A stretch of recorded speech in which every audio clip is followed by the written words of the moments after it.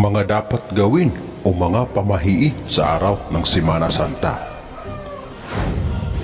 Parte na ng buhay nating mga Pilipino ang mga pamahiin. Bawat selebrasyon at okasyon ay may mga tagubilin na dapat sundin o hindi dapat sundin. Maraming pamahiin ang sinusunod pa rin nating mga Pilipino kapag araw na ng Kwaresma, lalo na sa paggunita sa mahal na araw. Mula noong unang panahon, ang mga pamahiin ay walang kupas kahit sa mga makabagong panahon. Ito ang mga iilang pamahiin o dapat gawin sa araw ng Semana Santa. Pero bago ang lahat ng yan, kung bago ka pa lang sa channel na ito at gusto nyo ang mga ganitong usapin, ay inaanyayahan ko kayong pindutin ang subscribe button at ang bell icon nang sa ganon ay lagi kayong ma-update sa tuwing may bago tayong upload.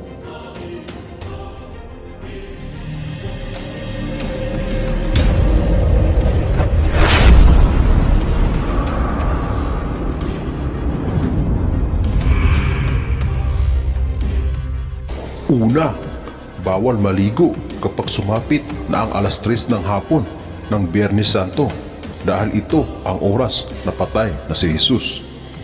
Dahil may mga paniniwala na kapag tayo ay naliligo ay aabutin tayo ng malas. Pangalawa, iwasang mag-ingay tuwing araw ng Biyernes Santo. Huwag magpatugtog ng malalakas na music dahil ito ay nakakagambala ng mga masasamang espiritu at bilang pagrespeto na rin sa mga kapitbahay nating nagdarasal sa araw na iyon. Pangatlo, mag-ingat sa paggamit ng mga nakakasugat na bagay gaya ng kutsilyo, itak o mga matutulis na bagay dahil kapag nasugatan ka sa araw ng Biyernes Santo ay matagal ito maghilom. Pang-apat, ang tubig ulan sa araw ng pagkabuhay ay pinaniniwalaang sagrado. Kaya nito makagamot ng mga karamdaman. Kaya kung uulan sa araw ng pagkabuhay ay mag-imbak para merong magamit. Pang-lima, nakaugalian din natin na sa araw ng Semana Santa ay maglalagay tayo ng dahon ng niyog na formang cross na binasbasa ng pari sa ating mga pinto, bintana, altar o saan mang lugar sa ating bahay upang hindi pasukin ng masasamang espiritu ang ating bahay at mataboy ang mga malas sa ating bahay. Pang-anim, kung ikaw ay nagpatayo ng bahay ay huwag lumipat sa araw ng Biyernes Santo dahil hindi pabuhay si Jesus, kaya malas ang araw na ito, kaya huwag muna ituloy ang paglipat. Pang-pito, ayon sa matatanda, malas ang tumingin sa salamin sa araw ng Biyernes Santo sa alas 3 ng hapon dahil ito ay makakaakit ng mga malas at masamang mangyayari.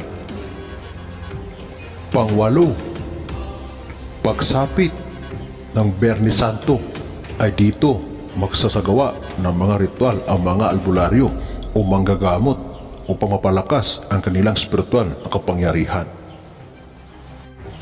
Pang-siyam, maraming mga antingero at antingira na tuwing sasapit ang Biyernes Santo ay pumupunta sa Mount Banahaw, ang sagradong bundok, para doon magsagawa ng pagdarasal o mga ritual para palakasin ang mga akimat, anting-anting at mga mutya. Pang-sampu, sa mga antingero ay nakaugalian na nila na sa araw ng Biyernes Santo ay pumupunta sa kagubatan, kabundukan at sa mga sapa upang doon maghanap ng mga sangkap na gagamitin para sa pangdepensa at pangproteksyon.